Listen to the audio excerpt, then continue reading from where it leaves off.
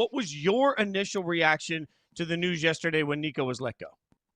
I think the timing was odd. Like there were guys I talked to around the league that said, look, if you were going to fire him, you could have fired him in the summer. There was enough information that the trade was going to be catastrophically bad to part ways with Nico Harrison in the summer. So why wait till a month in the season? But obviously, I think it was past due time. Like this was something that if you combine the fallout from the fans, the on-court logistics, that the Mavs are 29th in offense, 20th in effective field goal percentage.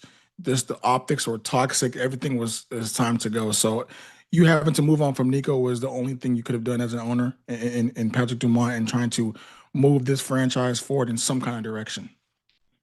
Yeah, we were totally in agreement with you that the timing felt odd. Either fire him in the summer or you let him see through this trade Right. that he made, even though we all could have seen that it was going to be a disastrous trade when it happened. But we heard Yeah. the fire Nico chants, and we heard how Yeah. it was kind of becoming a toxicity, not just around the fan base, but around the team. It was seeping into Right. the locker room. Was that negative energy, the fire Nico chants, was that the biggest reason that Dumont decided to move on from Nico Harrison? I think it was a tipping point. If you just look at the team in a nutshell, and you're at a home game, you're already on the verge of a collapse to Milwaukee, and you have your players at the free throw line trying to focus, and fans don't even care about that at the moment. They're trying to get rid of the general manager. I think if you're an owner, you have to look at, hey, it might be time to move forward with this and part ways with this guy.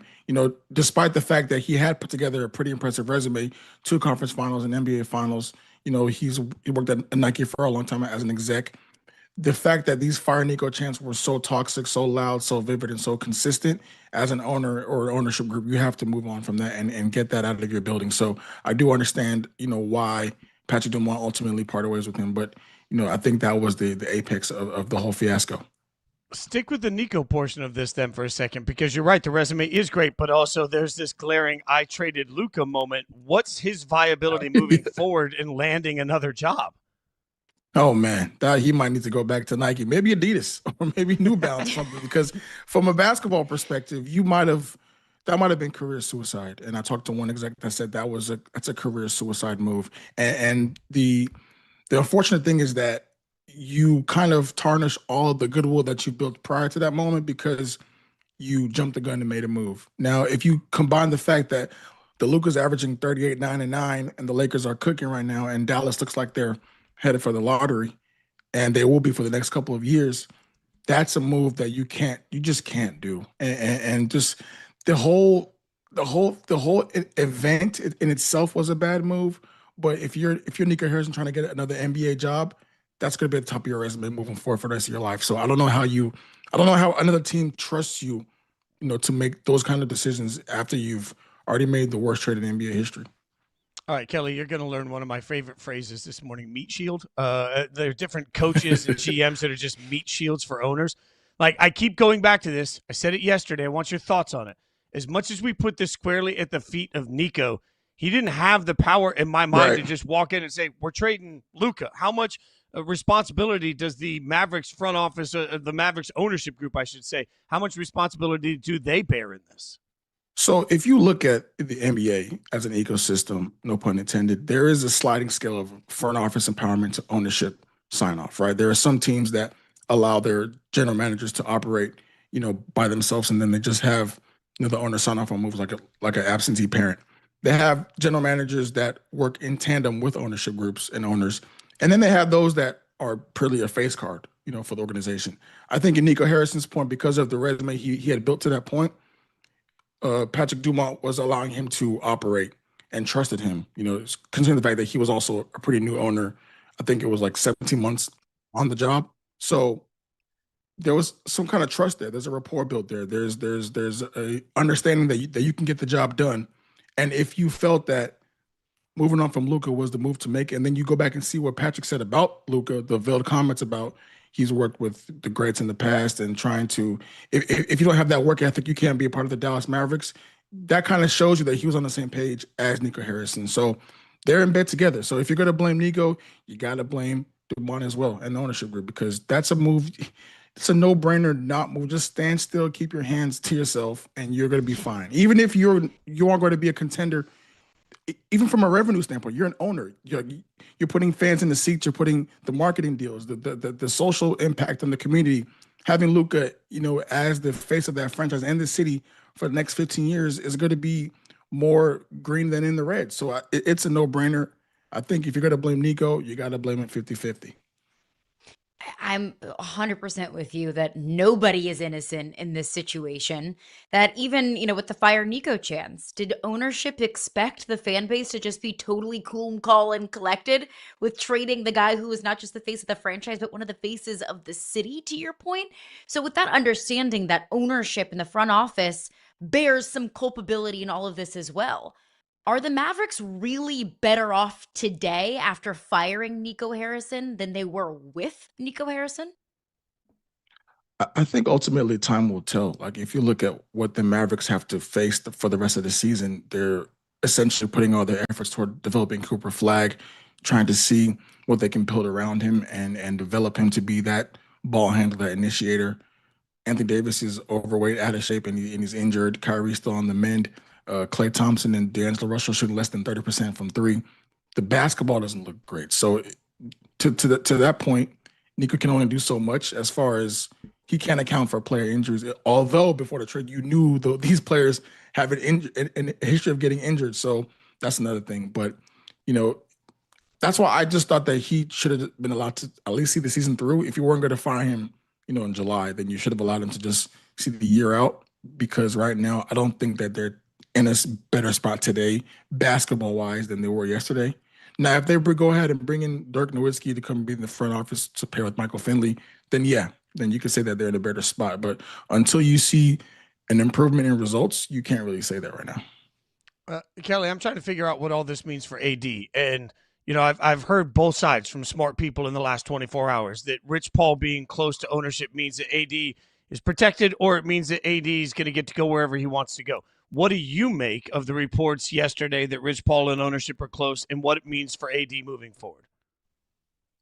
I think, at the end of the day, any Rich Paul client is going to be taken care of. We've seen that time and time again in NBA history.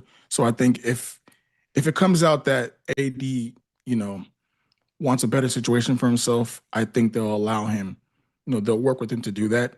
Ultimately, the future of Dallas is tied to the future of Cooper Flag, right? So that's their biggest hope. I mean, we all saw the video of them in the war room after getting the number one pick, the sheer excitement in that building. So we understand that going forward the next 10, 15 years, Cooper Flag should be the most important thing in that locker room. So if it comes out that AD wants, to go to a contender or something, to even give them a reset, they need some like for the next, after this season, they don't have their first round pick for the next 3 years because of move that Nico Harrison made. So if you want to replenish some of those draft assets, moving your best players is a good way to start. So if AD wants to move, they should probably help him do so.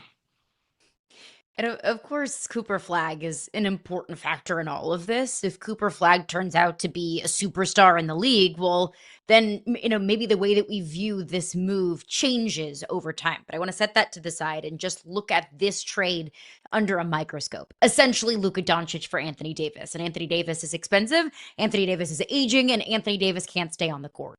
And Luka Dončić looks like league MVP. Looking at those two things, where does the Luka Doncic trade rank in your minds in some of the worst trades in NBA history? I think you think of Markelle Fultz for Jason Tatum. I think you think of Eddie Curry to the Knicks. Those are up there because of the sheer lack of understanding around those trades. But Luka got to take the cake. There's no topping what this is going to look like in the next 5 to 7 years. Luka's not even 27 years old yet. He hasn't even hit his prime, and he's averaging a triple-double, essentially, 37 points, 9 rebounds, 9 assists. The Lakers are 8-3. Dallas is 3-8. Lakers are trending upward. They haven't even gotten LeBron James back yet. So there's only telling what that will look like when LeBron comes back. You got to think, if you're a Lakers fan, that this team can go they can make a pretty deep run in the Western Conference. So, and that's for years to come. There are going to be more players that want to come out and play with Luka, as he ages and as he progresses in this Lakers uniform. So this has to be the worst trade in, forget NBA, the all of sports. Kelly, how do we put it into context? Because I'm while you're talking, I'm looking at the graphics the team's putting up. We see a picture of of what Luka looked like with the Mavs. I know we've made a lot about skinny Luka. I get it. But when you see how different he looks today versus how he looked when he was with the Mavs, it's a reminder, like, Luka obviously needed some sort of a wake-up call, right? Like, how much do we put all of this on the fact? Like, I think one of the under-talked-about aspects of this is there's no assurance that Luka turns into the Luka he is today if he stays in Dallas. Something wasn't working there. How do we factor that into this conversation? I talk to athletes a lot of time, and one thing they say is getting waived or traded, it's a humbling experience. And it's a reminder that this is a business, that there are pieces that are above you, that are bigger than you. And if you're Luka Doncic, you were the man in town. Your ego was probably through the roof in that building. You could do whatever you wanted. And now you get traded for Anthony Davis and you have to start over. That's going to, in your brain, you're going to have to wake up and get back into shape, get back into playing shape, get that love of the game back, because it was clear that towards the end of your tenure in Dallas, you weren't looking the greatest. And if you want to go back to the NBA Finals and defensively, how he was trying to account for his rotations and lack of speed, all that is conditioning. And over the summer, all credit to him, he got back in shape. He slimmed down, and now he looks fantastic. So the big thing is, can he keep that physique? Can he keep that level of conditioning and the weight down? And that will be the biggest key for him. But for sure, like, that trade itself was the biggest wake-up call he needed in his career at that young age. What about Jason Kidd? Where does he fit in with all of this? He was hired the same day as Nico Harrison. I kind of viewed them as in lockstep together. But what is his future in Dallas? Yeah. I think it's still positive. I know, going back to a couple of old press conferences, Nico would always talk about him and Jason Kidd in tandem as if they were a team. And you go back to Nico Harrison's signing of D'Angelo Russell to be their, the interim point guard while Kyrie's on the mend. Jason Kidd doesn't agree with that. He brings him off the bench. There was not really guys on the same page there, but I think Jason Kidd is a smart head coach. He understands what the task is at hand. They had a revamped coaching staff, bringing in Frank Vogel and trying to, improve that defense. And to his credit, they're fourth right now in defensive efficiency. So something is working, on the floor, but offensively, they just got to get better pieces. Klay Thompson has to wake up. D'Angelo Russell has to wake up. They need AD back. Kyrie coming back will, at some point, make the product look a lot better. But for now, I don't think anybody's expecting Jason Kidd to win a bunch of games, considering, the kind of players he has to work with right now. Before we get you out of here, Kelly, I'm trying to figure out how Mark Cuban plays into all of this. Tim McMahon reported that Cuban has mapped out a plan for the front office's future that includes Patrick Dumont hiring away Dennis Lindsey from the Pistons, bringing back to Dallas. But I've also heard Mark Cuban make it very clear over the last 6 months since this trade that the current ownership group isn't really listening to him and isn't really asking him to be a part of anything. So I guess, do we give a damn about whatever Mark Cuban's plan is? Will the Mavs care about it? Yes and no. I think ultimately, if you're the Mavericks and you've already moved on from Mark Cuban, you have to operate what's in best interest for the organization. And you should trust the leadership currently in place to get you to that point. Firing Nico Harrison is a good starting point. Now, the next step is going to be the most important. So you can hear Cuban out because of his experience, his resume, and the history he has with that franchise. But ultimately, it's going to come down to what Dumont and those guys in the locker room, Michael Finley, and the assistant GM, want to move forward and how best to correct this situation, because right now it looks pretty bleak. So it's going to be a collective effort to try and slow walk this thing and not, do anything that's going to be a regret in the next, 2 to 3 years. And the hard part is there's still a lot of casual NBA fans that don't even realize Mark Cuban doesn't actually have that power with the Mavs right now. So every time he speaks, it holds more cachet than maybe it should.